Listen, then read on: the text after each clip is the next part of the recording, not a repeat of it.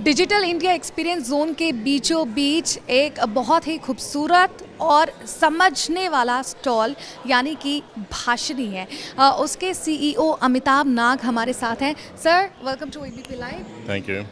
Sir, यहाँ से देखिए, मुझे समझ में तो नहीं आ रहा, भाषणी से लग रहा है कि ये लैंग्वेज के ऊपर है। आप थोड़ा मुझे इसका बैकग्राउंड और क्या इनिशिएटिव है इसके बारे में बताइए। भाषणी एक इनिशिएटिव है जो कि लैंग्वेज ट्रांसलेशन का इनिशिएटिव है। हमारे कॉन्स्टिट्यूशन में 22 लैंग्वेजेस हैं और हर लैंग्वेज अपने आप में एक अलग इतिहास और अलग फ्लेवर लेके आती है। तो हमारा ये प्लेटफॉर्म जो है उस भाषा का सम्मान करते हुए उसको ट्रांसलेट करती है दूसरी भाषा में। जो अगर मैं एक भाषा जानता हूँ और आप दूसरी भाषा जानते हैं, हम स्टिल कम्युनिकेट कर सकते हैं, एक दूसरे से बात कर सकते हैं, एक दूसरे का लिखा समझ सकते हैं। हमें ये डिजिटल टूल यूज़ करना पड़ेगा। तो ये एक artificial intelligence based powered platform है। अभी हम इसमें 4 तरह की सर्विसेज देते हैं। एक है ऑटोमेटिक स्पीच रिकग्निशन, जिसमें कि हमारी जो बोलचाल है वो कंप्यूटर समझ सके। तो ये 22 लैंग्वेज में हमारा टारगेट है। अभी तक हम 14 लैंग्वेज में कर पाए हैं। बाकी 8 लैंग्वेजेस जो हैं वो हम over a period of time, मतलब अगले 6-7 महीनों में कर देंगे। दूसरा सर्विस है वो जो कि टेक्स्ट टू टेक्स्ट, मतलब जो लिखा हुआ है उसको हम ट्रांसलेट कर दें, तो वो एक मशीन ट्रांसलेशन का हमारा प्रोजेक्ट है। तीसरा है कि हम टेक्स्ट टू स्पीच सिंथेसिस करें, जो टेक्स्ट में है उसको हम स्पीच में डाल दें। तो that is the third project जो कि हमने लिया हुआ है। और उसके बाद हम ऑप्टिकल कैरेक्टर रिकग्निशन, मतलब जो प्रिंट में है उसको हम पहले समझें और उसको अक्षरों में कन्वर्ट करें, क्योंकि जब कंप्यूटर का हम स्कैन करते हैं कोई भी इमेज तो वो पिक्सल्स में आता है, मतलब पिक्चर्स में आता है। उसको हमें अक्षरों में कम्युनिकेट करके ताकि वो एडिटेबल बन सके, वो हमारा एक और लक्ष्य है। तो इन सारे लक्ष्यों को प्राप्त करने की दिशा में ये एआई बेस्ड मॉडल चल रहा है। अल्टीमेटली इसका एम जो है वो इंक्लूसिविटी है। मतलब अगर आप देखें तो हमने बहुत सारे डिजिटल पब्लिक इंफ्रास्ट्रक्चर बना लिए हैं जो कि लास्ट माइल को इंक्लूड करने की दिशा में है। अगर आप आधार लें या डायरेक्ट बेनिफिट ट्रांसफ़र लें या कुछ भी लें, पर जो लास्ट माइल डिफरेंट लैंग्वेज बोलता है, उसकी लैंग्वेज जो है क्या दूसरे समझ पाते हैं कि नहीं, वो वाली चीज़ अभी भी रह जाती है। दूसरी चीज़ ये है कि अभी भी डिजिटल डिवाइड है, अभी भी लिटरेसी डिवाइड है। पर अगर हम बोल के काम करवा सकें, इंटरफेस कर सकें, तो कुछ हद तक हम डिजिटल डिवाइड और लिटरेसी डिवाइड पे भी अटैक करते हैं। तो अगर आप देखें, हमारा मिशन जो है वो ट्रांसेंड द लैंग्वेज बैरियर है, पर आगे हम डिजिटल और लिटरेसी डिवाइड को भी कुछ हद तक ख़त्म करने की कोशिश करेंगे। And it's about making the last mile inclusive. अच्छा सर, प्रैक्टिकली हम देख सकते हैं कि किस तरह से ये काम करता है? हाँ, आप देख सकते हैं। ये एक हमने आप मुझे थोड़ा बताएं कि how to actually work on this, कि क्या करना पड़ता है। इसके अलग अलग यूज़ केसेस होते हैं। एक यूज़ केस जो हमें दिखता है वो ये है कि मैं अंग्रेज़ी जानता हूँ, आप हिंदी जानते हैं या आप मराठी जानते हैं, तो मैं आपसे बात कर सकूँ। वो एक यूज़ केस है जो कि हमने यहाँ पे डिप्लॉय किया हुआ है। दूसरा यूज़ केस ये है कि मुझे कुछ इन्फॉर्मेशन चाहिए।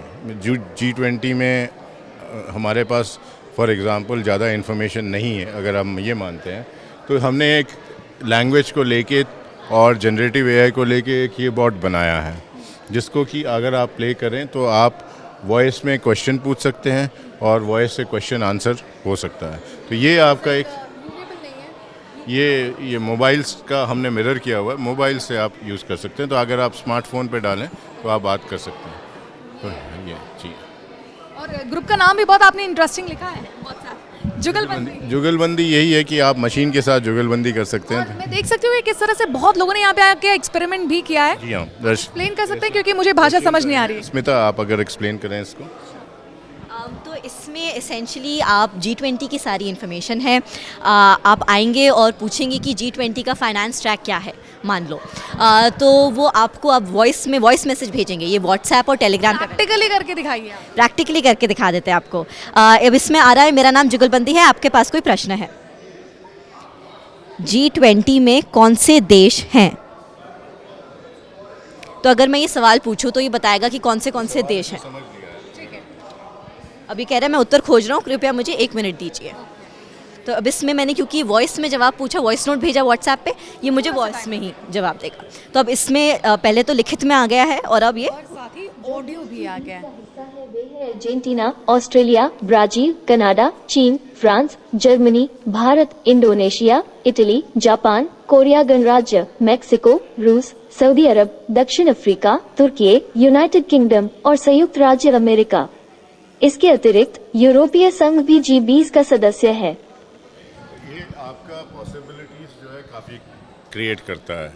अगर आप कोई भी दूसरा इस डेटाबेस को हटा दीजिए, आप डेटाबेस लगाइए कि स्कीम्स का डेटाबेस लगाइए और इससे पूछिए कि मैं इस स्कीम के लिए एलिजिबल हूँ, मेरी आय 500 रुपये है, तो ये बहुत जवाब दे सकता है कि वो स्कीम के लिए एलिजिबल हैं कि नहीं है। तो इट इज़ नॉट नेसेसरी कि आपको पढ़ना आता हो, आपको कंप्यूटर ऑपरेट करना होता हो, आप एप्लीकेशन खोलिए, पूछिए और ये आंसर कर देगा। इसके आगे भी हम बढ़ते जा रहे हैं। जैसे अभी नेशनल पेमेंट कॉरपोरेशन ने जो बॉम्बे में फेस्टिवल हुआ था, फाइनेंशियल फेस्टिवल, उसमें कन्वर्सेशनल पेमेंट का एक प्रोडक्ट रिलीज़ किया है, बोल के पे करिए। तो हम बोल के पे कर सकते हैं, उसमें भी ये सारी टेक्नोलॉजीज़ यूज़ हो रही हैं। आरबीआई ने एक फ्रिक्शनलेस क्रेडिट का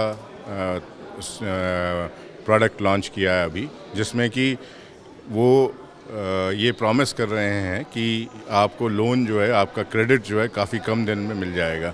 उसमें भाषिनी जो है लैंड रिकॉर्ड के ट्रांसलेशन और ट्रांसलिट्रेशन में हेल्प कर रहा है। तो आपके जो एप्लीकेशंस हैं वो कई एप्लीकेशंस बनेंगे और कई तरह की चीज़ें बनेंगी और इसकी पॉसिबिलिटीज़ इमेंस हो जाएंगी। तो आप एक तरफ तो आप इस बॉट से उस व्यक्ति को सर्विस कर रहे हैं जिसके पास लिटरेसी और डिजिटल डिवाइड का चैलेंज है, राइट। दूसरी तरफ आप ये देखिए कि अगर एक स्टूडेंट को किसी एक स्पेसिफिक डेटाबेस पे क्विकली इंफॉर्मेशन चाहिए तो ये उसे बहुत जल्दी इंफॉर्मेशन ओवरलोड से बचा सकता है, राइट। तो इसके एप्लीकेशन अब हमने एक प्लेटफॉर्म बना दिया, जैसे कि डिजिटल पब्लिक इंफ्रास्ट्रक्चर का प्रिंसिपल है, हमने एक प्लेटफॉर्म बना दिया है, इस पे लोग एप्लीकेशन बनाएंगे ताकि सबका फ़ायदा हो सके। चलिए शुक्रिया सर, बहुत ही बेहतरीन मुझे ये इनिशिएटिव लगा और मुझे इस तरह का डिजिटल एक्सपीरियंस करवाने के लिए थैंक यू।